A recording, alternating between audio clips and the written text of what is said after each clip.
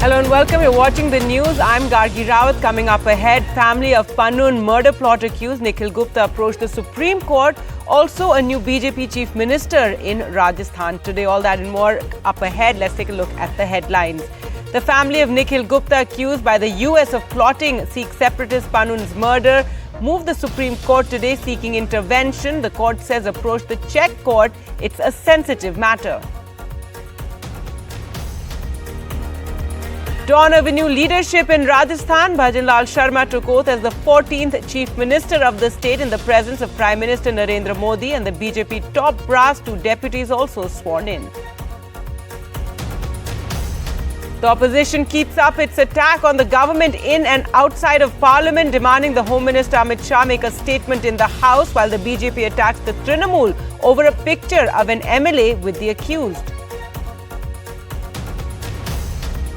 The Supreme Court today refused to put a stay on the Allahabad High Court order, which allowed a survey of the Shahi Eidgah Mosque complex in Mathura. A court commissioner will be appointed on Monday.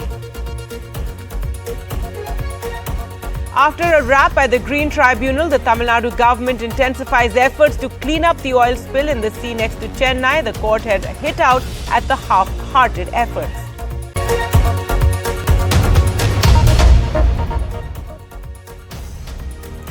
Our top story now. The Supreme Court told the family of Nikhil Gupta, the man accused by the United States of conspiring to kill Sikh separatist Gurpatwant Singh Pannun, to approach a court in the Czech Republic for relief. This over claims his religious and human rights were violated. The court refused immediate relief and told the petitioner to file a copy with the government before getting the next date on January 4th.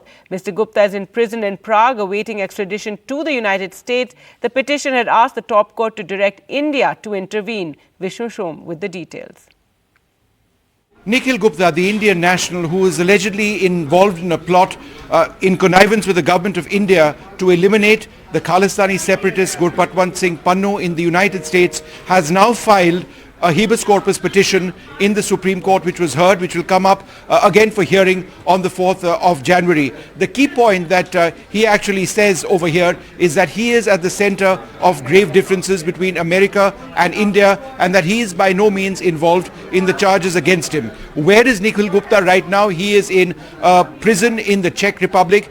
Now, his petition has a lot of interesting details. He says as he exited Prague airport, he was bundled into a black SUV by a couple of people, and that they drove around Prague for several hours. He was questioned. After asking them repeatedly who they were, they said that they were American agents. He was then detained, put into Czech custody. Remember, there is an extradition agreement between the Czech Republic and the United States, so the US pushing to have him sent back to America, but there is a legal process on in the Czech Republic as well. He says that he was subjected to a blood test as well. On the basis of the blood test reports, he was told that he has a communicable disease, and on the basis of that, he was put into solitary confinement. He says that he's been forced to eat pork and beef despite stating that he is a vegetarian. He says that he was denied permission to make phone calls for several days to his relatives or to those close to him. He says that consular access was granted to the Indian embassy in Prague only 20 days after the detention took place, which is why he says that his basic rights are being denied. He wants the Supreme Court to be involved, but the Supreme Court, while it has asked the government to look into this issue, may not perhaps be the right court to be looking at all of these charges, all of which are being heard in a court in the Czech Republic. At the same time, they've said that you can come back to us on the 4th of January. And now an NDTV exclusive. NDTV wrote to the Czech authorities for more clarity on Mr. Gupta, and they wrote back to us saying the Ministry of Justice can confirm Nikhil Gupta was apprehended, taken into provisional custody at US request. The municipal court ruled extradition to us admissible. However, the decision of the Prague Municipal Court not yet in legal force. So while that process basically is underway to extradite Nikhil Gupta to the United States, and that has also been admitted by the municipal court. However, that decision has not been legally enforced yet, is our understanding. All right, news now from Rajasthan, and Bhajanlal Sharma took oath as the new Chief Minister of the state, which the day also happened to be his birthday. Along with him, Diya Kumari and Premchand Bairwa were also sworn in as Deputy Chief Ministers of the state. The ceremony in Jaipur was attended by Prime Minister Narendra Modi and the BJP top brass. Harsha Kumari Singh reports. A grand swearing-in ceremony with the BJP's top brass endorsing the journey of a humble karyakarta to the state's top post. ईश्वर की शपथ लेता हूं कि मैं विधि द्वारा स्थापित द्वेष के बिना सभी प्रकार के लोगों के प्रति संविधान और विधि के अनुसार न्याय करूंगा. As people lined up to greet him, Bhajanlal graciously accepted greetings. Bhajanlal ji, बहुत बधाई आपको. But now the new Chief Minister appears to be getting down to brass tacks of choosing his cabinet. क्या प्राथमिकता रहेगी इस government की? ये माननीय मुख्यमंत्री. And as Bhajanlal took center stage with his two deputies, it was a generational change that watched from the sidelines. Former Chief Ministers Ashok Gehlot and Vasundhara Raje, who earlier appeared deep in conversation with Gajendra Singh Shekhawat. Despite political differences, the three leaders appeared to be enjoying a pleasant conversation. It was a grand oath-taking ceremony in Jaipur with the BJP's top brass endorsing the newly elected leaders. And as former Chief Ministers Vasundhara Raje and Ashok Gehlot watched from the adjacent podium, it was a turning point in the politics of Rajasthan and a generational change of leadership in the BJP that's perhaps here to stay now. With camera person Sushil Kumar in Jaipur, Harsha Kumari Singh, NDTV. Lalit Jha, the alleged mastermind behind the parliament security breach, surrendered to the Delhi police yesterday, a day after the four others were arrested following the massive security breach that shocked the nation. While parliament was disrupted for another day as the opposition demanded that Home Minister Amit Shah make a statement, a verbal duel has also broken out between the Trinamool Congress and the BJP over a photograph of Lalit Jha with Trinamool MLA Tapas Roy. तो ये तापस राय है, इनके साथ जो इनका ललित झा का जो mastermind है, पूरा जो कल ऑपरेशन हुआ उसका मतलब डायरेक्टर था ये. The BJP is gunning for the Trinamool after a photo of the main accused in the parliament security breach emerged, in which he is seen with TMC MLA Tapas Roy. The BJP alleges connivance and anti-national activity, and BJP leaders blame not only the TMC but have also targeted the India alliance. जो ललित झा है mastermind है, इंडी जो alliance है, ये पूरे INDI alliance के साथ इसका अच्छा तालमेल है, अच्छा ये है, इसलिए पूरा इंक्वायरी होनी चाहिए. The Trinamool hit back immediately, accusing the BJP of trying to deflect accountability for the security breach and said it was the BJP which is conniving, as it was a BJP MP who issued passes to the intruders in parliament. Tapas Roy has denied any links to the conspirators, and the TMC says people often try to take selfies with political leaders as they are popular. We want Home Minister Amit Shah to come in and address us in the parliament. We need him to come and explain that to us, number one. Number two, BJP MP Pratap Simha, who issued passes to one of those or two of those intruders that came in, he should be expelled from the Lok Sabha. Lalit Jha had been missing since the incident on Thursday. He turned himself in at the Kartavya Path police station near Parliament. Jha is from Bihar but was working as a teacher in Kolkata's Bara Bazar area. Neighbours at his other home in the northern fringes of Kolkata say he left the city on the 10th of December. The Delhi police say he's among the key conspirators and also alleged that he destroyed the mobile phones of the other four accused.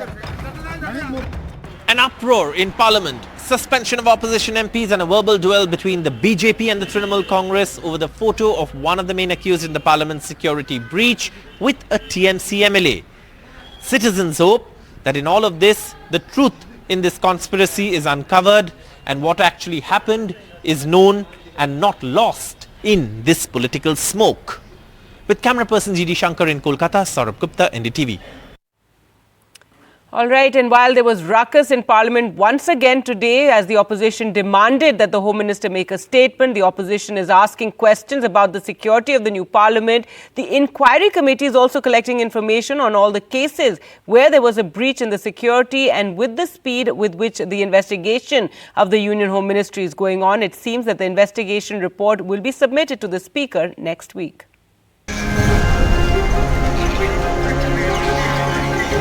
The probe team set up by the Union Home Ministry investigating the security breach this December 13th is overseeing the security audit of Parliament Security Service personnel who were on duty that day. They are also probing why the post of Joint Secretary level officer at the head of the Parliament Security Service was vacant for the past month. जो संसद की सुरक्षा है वो speaker के दायरे में आता है सारा मामला. While the nation was shocked after the security breach in Parliament, it's not the first instance. The inquiry committee is also collecting details of all previous incidents when security was lax. In 2016, Punjab Chief Minister Bhagwant Mann entered Parliament and streamed it live, then classified it as a serious lapse. On 13 February 2014, former Congress MP Lagadapati Rajgopal sprayed his colleagues in Lok Sabha with pepper spray in protest against the Telangana-Andhra Pradesh separation. In the 1990s, Bihar MP Anand Mohan Singh brought a gun to the Lok Sabha chamber. In mid-90s, 3 jumped from the Lok Sabha visitors gallery to protest the creation of Uttarakhand. अभी court में भी है मामला और जांच चल रहा है, उच्च स्तरीय जांच चल रहा है, high level inquiry is going on. As the probe team digs up past instances in the face of allegations of deflecting accountability, what Indians really want to know is what the government is doing to make Parliament more secure. With Neeta Sharma, NDTV Bureau Report. Today, the Supreme Court refused to put on hold the High Court order approving the survey of the Shah Eidgah Mosque on the disputed land in Mathura. Hindu outfits have claimed the mosque was built on the birthplace of Lord Krishna and had demanded a survey. Now, the modalities of the commission for the survey will be decided by the High Court on Monday.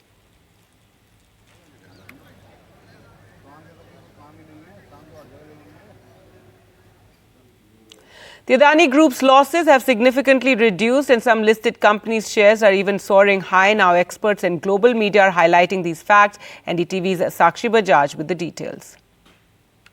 Gautam Adani's difficult or crisis-filled year is set to end on a brighter note. As per a Reuters report titled "Gautam Adani Can Afford a Smile About Crisis Year," Adani Group's losses have significantly pared back to $64 billion as of December 14th. While shares of Adani Enterprises are still 18% lower as per this report, as per experts, however, they've recovered over 75% from their all-time lows. While shares of Adani Ports are up 36% since Hindenburg's January 24th report, and shares of Adani Power are up 89% since Hindenburg's January 24th report. Overall, shares of 10 listed Adani Group companies have recovered as much as 70% from January lows. Experts as well as global media alike believe investments from GQG Partners, international holding company, have boosted sentiment, and more recently, US government's investment in Adani's Colombo port project have also helped investor confidence. In fact, the Reuters report also goes on to say the surprise winner from this saga may be India. The industrialist, that is Gautam Adani, remains the country's biggest private operator of critical infrastructure like ports and airports. His investments in renewable energy and green hydrogen could help India, the 5th largest economy, reduce its dependence on oil imports. Sakshi Bajaj for NDTV. Now, a shocker from Patna. An under trial prisoner was shot dead by 2 men in the court complex in Patna today, right in front of the police. Both the accused were arrested. Abhishek Kumar, alias Chote Sarkar, a resident of Sikandarpur, faced murder charges among several others. He was lodged in the city's Beer jail and was to be presented before the court today. देखिए, अभिषेक कुमार उस छोटे सरकार जो सिकंदरपुर बेटा का रहने वाला था, उस पे काफी सारे हत्या के मुकदमे थे. उनकी पेशी जो है दानापुर कोर्ट में करवाया जा रहा था. उसी दौरान 2 व्यक्तियों के द्वारा हमला किया गया, जिसमें उनको गोली लगी. जो दोनों हमलावर थे उनको पुलिस के द्वारा पकड़ लिया गया है. बाकी जो है अभी हम लोग उससे अग्रतर पूछताछ करेंगे. कि उसको किसके द्वारा भेजा गया था। जो अभिषेक और छोटे सरकार है उनकी मृत्यु जैसा बता रहे हैं हो गई है। News now from Chennai. And a day after being told off by the National Green Tribunal over the half-hearted effort to tackle the oil spill in Chennai, today the authorities intensified efforts at the Ennore Creek outside Chennai, while IIT Madras is investigating the impact of this oil spill. Sam Daniel reports.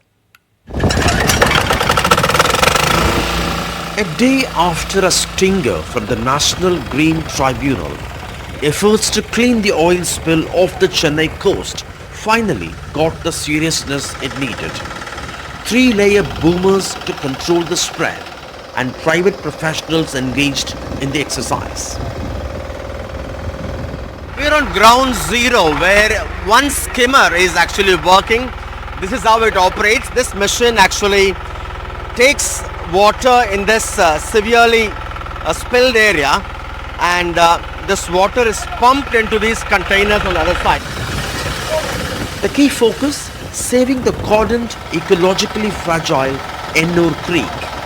All this ought to have been done much earlier. For 5 days, I think the first phase of oil spillage will be cleared, but it's a very long process. The oil has leaked inside. IIT Madras is investigating the impact, and authorities have to ensure it doesn't happen again. Fishermen and the local population are worried about the long-term impact. இங்கே இருக்கிற இந்த மீன் வளம், இறால், நண்டு வளம் அனைத்துமே இப்போ அழிஞ்சு போச்சு. யாருமே மீன்பிடி தொழில் செய்யவும் முடியாது. The spill, many say, has also exposed the lack of SOP for quick intervention. Besides the need to address the ecological and livelihood concerns, many say it's time to have an SOP in place to prevent this kind of a disaster yet again. At the Ennore Creek with Suresh, Sam Daniel, Find the TV. Now, as the date for the Ram Temple ceremony in Ayodhya approaches, there has been an increase in demand of miniature Ram Mandir models, especially for gifting purposes. My colleague Tanishq Punjabi reports.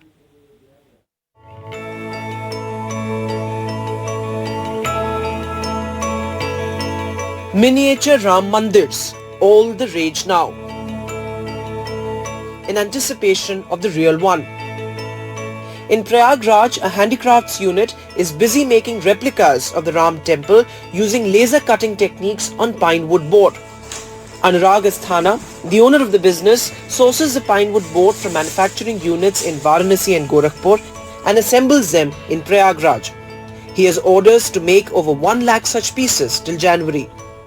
Demand बहुत ज़्यादा increase हो गई है, publicly acceptance है इसके लिए. Workers at these units are working overtime to fulfill the increasing demand.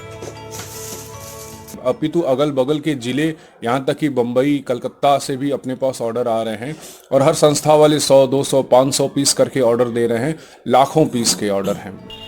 The demand of miniature Ram Mandir models has increased sales of other such products also, giving a boom to the industry. With Nikhil Gupta in Prayagraj, Himanshu in Varanasi and Tanishq Punjabi, Bureau Report, NDTV. And now some cricket news. Hardik Pandya has appointed the Mumbai Indians skipper ahead of the Indian Premier League 2024 season, ending the 10-year term of Rohit Sharma.